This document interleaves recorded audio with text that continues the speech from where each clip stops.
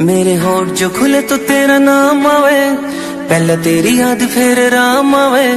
मन ने बेरा तन मेरी जिंदगी बना दी, मेरी जिंदगी किते ते तेरे काम आवे। तू ना जो कवे तो मेरी ना से, हाँ जो कवे तो मेरी हाँ से। जिसकी मैं बात कोई टाल को नहीं सकता वा, और कोई कौन मेरी माँ से। मेरी माँ मेरा रब, मेरी माँ मेरा राम, मेरी माँ मेरा शहर, मेरी माँ मेरा